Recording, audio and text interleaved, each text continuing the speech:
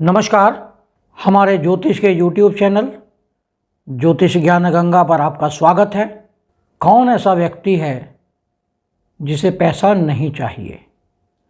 प्रत्येक व्यक्ति चाहता है कि वह धनवान हो, पैसे की उसे कभी तंगी ना हो और जो वह अपनी इच्छाएं पालता है उन्हें वह पूरा कर सके। आज हम बात करने जा रहे हैं 11वां घर व्यक्ति को कैसे करोड़पति और अरबपति बना देता है। कौन सा ग्रह 11वें घर में क्या देता है, धन कमाने का आपका क्या माध्यम होगा, किस तरह से आप धन कमाएंगे। आप मेहनत करके धन कमाएंगे या धन आपके पास अपने आप आता रहेगा। कितना धन कमाएंगे, कैसा धन कमाएंगे, ईमानदारी से कमाएंगे या कुछ चीटिंग करके कमाएंगे। इन सब पर आज हम चर्चा करेंगे। और चर्चा शुरू करने से पहले आपसे अनुरोध है कि हमारे चैनल को सब्सक्राइब करें, लाइक करें, शेयर करें, साथ ही नोटिफिकेशन बेल को दबाएं जिससे आने वाले सभी वीडियो आपको मिलते रहें। 11वें घर का यह एक जनरल विश्लेषण है। 11वां घर जो हमारा लाभ स्थान है और आप जो लाभ कमाएंगे वह आपकी कुंडली की ग्रहों की स्थिति, आपकी दशा और गोचर पर निर्भर करता है। 11वां घर हमें लाभ की स्थिति बताता है। हमारा लाभ किस प्रकार का होगा, कितना होगा और उसका माध्यम क्या होगा। हमारा सामाजिक दायरा कितना बड़ा होगा, सामाजिक संबंध हमारे किस प्रकार के होंगे, सोशल नेटवर्क हमारा कैसा होगा, समाज में हमारा कितना मान सम्मान होगा। 11वें घर से हम बड़े भाई को भी देखते हैं और अपनी इच्छाओं की पूर्ति को भी देखते हैं कि हम अपनी इच्छाओं को पूर्ति कर पाएंगे या नहीं कर पाएंगे। और अगर हम इच्छाओं की पूर्ति करेंगे तो उसके लिए हमें प्रयास करने पड़ेंगे या अपने आप हमारी इच्छाएं पूरी होती चली जाएंगी। इन्हीं सभी पर आज हम चर्चा करने जा रहे हैं। धन, लाभ, व्यवसाय, इच्छाओं की पूर्ति, इन सभी के लिए 11वां घर बलवान होना चाहिए। अगर 11वां घर बलवान है तो ये सभी चीज़ें आपके पास स्वतः अपने आप आने लगती हैं। आप आसानी से धन कमा सकते हैं, बिना मेहनत के धन कमा सकते हैं। और यदि 11वां घर हमारा धन कमाने का भाव है यानी लाभ स्थान है तो हमारा धन भाव कहाँ है, हम उस पैसे को रखते कहाँ हैं, हमारी तिजोरी कहाँ पर है। जिस प्रकार हर एक घर के लिए या हर भाव के लिए हमारा चौथा घर जो है वो हमारा हाउस है, हमारा मकान है, इसी प्रकार 11वें घर से चौथा घर है हमारी कुंडली का दूसरा घर। तो जब हम लाभ कुछ कमाते हैं, लाभ अर्जित करते हैं, धन का आगमन होता है तो उसको हम दूसरे घर में रखते हैं, यानी दूसरा घर हमारी कुंडली की तिजोरी है। और यदि 11वें घर में कोई ग्रह नहीं है तो इसका मतलब ये नहीं है कि हमारे पास धन नहीं आएगा, ज़रूर आएगा। उसके लिए 11वें घर के स्वामी की क्या स्थिति है, 11वें घर पर कौन कौन से ग्रहों की दृष्टि पड़ रही है, या 11वें घर के स्वामी के साथ कौन कौन से ग्रह बैठे हैं या उसको कौन कौन से ग्रह देख रहे हैं, इस पर निर्भर करेगा कि आपकी धन की स्थिति किस प्रकार है। 11वां घर जो है उसमें बैठे ग्रह हमारे धन का माध्यम बनते हैं। माध्यम मतलब किस प्रकार से हम धन कमाएंगे, धन कमाने का हमारा सोर्स क्या होगा। अगर हम एक एग्जाम्पल लेते हैं, अगर कुंडली कन्या लग्न की है तो चौथे और सातवें घर का जो स्वामी है वो बनता है बृहस्पति। अगर बृहस्पति 11वें घर में जाकर बैठ जाता है तो बृहस्पति एक ज्ञान का कारक है, कम्युनिकेशन का कारक है, धन का कारक है। तो ऐसे लोग जिनका बृहस्पति चौथे और सातवें घर का स्वामी है और 11वें घर में बैठा हुआ है, ऐसे लोग फ्रीलैंसिंग का काम कर सकते हैं।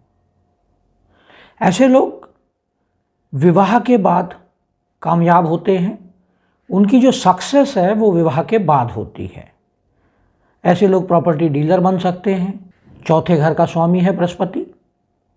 और अगर मंगल का संबंध आ जाता है तो ज़मीन जायदाद खरीद फरोख्त में उन्हें लाभ मिलने लगता है। बृहस्पति सातवें घर का भी स्वामी है, तो सातवें घर का स्वामी होने के कारण व्यक्ति पार्टनरशिप में भी लाभ कमा सकता है। अगर वह बिजनेस पार्टनरशिप में करता है तो उसे लाभ मिलता है। ज़मीन जायदाद से ऐसे लोगों को बहुत अधिक लाभ की संभावना बनी रहती है। 11वें घर से संबंधित जो धन योग हैं वो कैसे बनते हैं, जिससे व्यक्ति धनवान बन जाता है अंबानी की तरह। किस प्रकार के बलवान धन योग हैं कुंडली में? यदि 11वें और दूसरे भाव के स्वामी एक दूसरे के घर में बैठे हों, जैसे दूसरे घर का स्वामी 11वें घर में और 11वें घर का स्वामी दूसरे घर में, यह एक बहुत ही बलवान धन योग है। व्यक्ति बिना मेहनत के धन कमाता है। पहले घर का स्वामी यदि दूसरे घर में हो और दूसरे घर का स्वामी 11वें घर में हो तो यह भी एक बहुत ही पावरफुल धन योग है। दूसरे और 11वें घर का स्वामी यदि दोनों इकट्ठे एक ही घर में, केंद्र में या त्रिकोण में हो तो व्यक्ति को धन के पीछे नहीं भागना पड़ता। धन व्यक्ति के पीछे भागता है। मिट्टी में हाथ डालता है व्यक्ति और सोना हो जाता है अपने आप। यदि 8वें घर का स्वामी दूसरे घर में या 11वें घर में हो तो व्यक्ति बहुत बड़ा धनवान बनता है। बहुत बलवान धन योग है यह। ऐसे लोगों को ससुराल पक्ष से भी संपत्ति मिलती है और अपने पेरेंट्स से भी पैतृक संपत्ति बहुत अधिक मिलती है।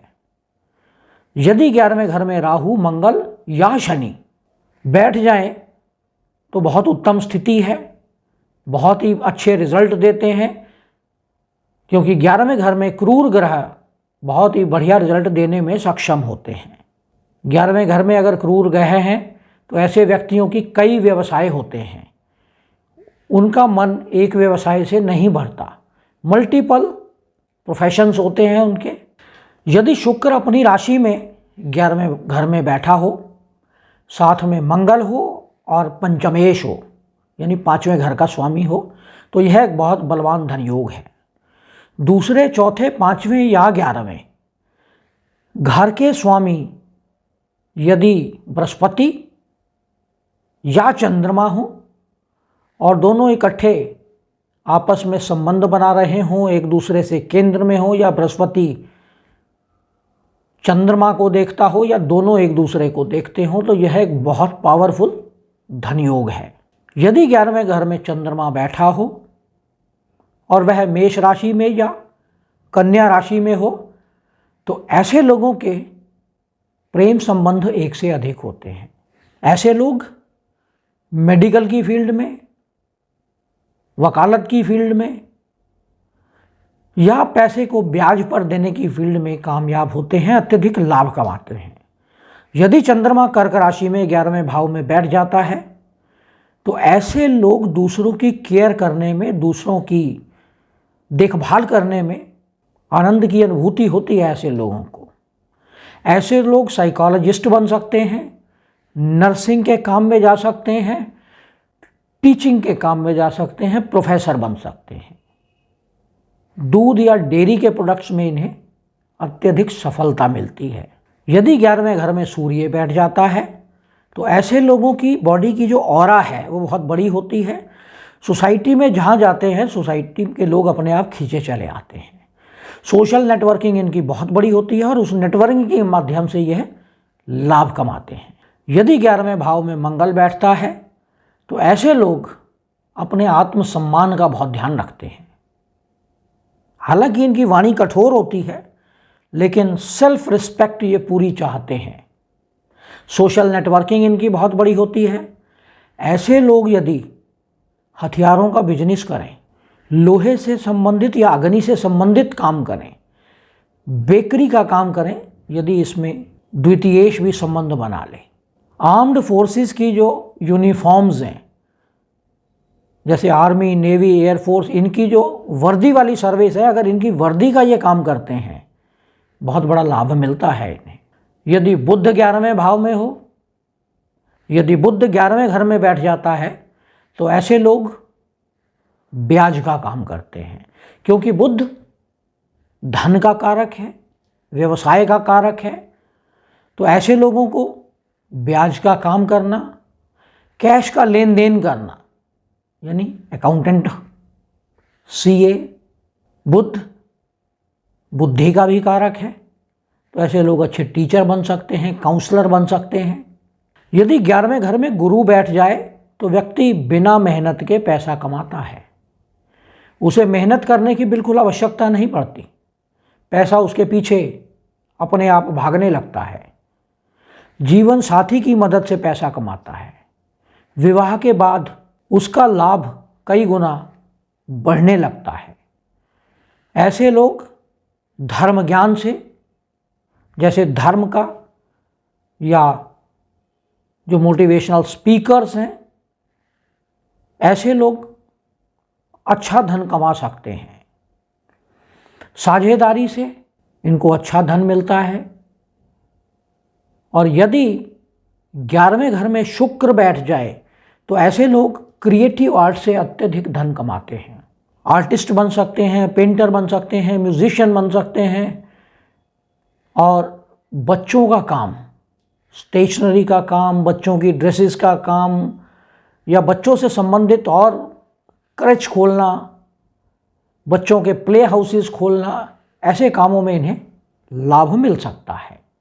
फैशन डिज़ाइनिंग, ज्वेलरी, जेम्स, इन सभी कामों में यदि 11वें भाव में शुक्र बैठ जाए तो इस प्रकार के कामों में लाभ देने लगता है। यदि शनि 11वें घर में हो तो हम सब जानते हैं शनि सबसे धीरे चलने वाला ग्रह है। और शनि जो भी देता है परमानेंट देता है। धीरे चलने वाला ग्रह धीरे धीरे आपको एक एक स्टेप करके आगे बढ़ाता है और ऊंचाई तक ले जाता है। शनि द्वारा दिए गए रिजल्ट स्थिर होते हैं, परमानेंट होते हैं।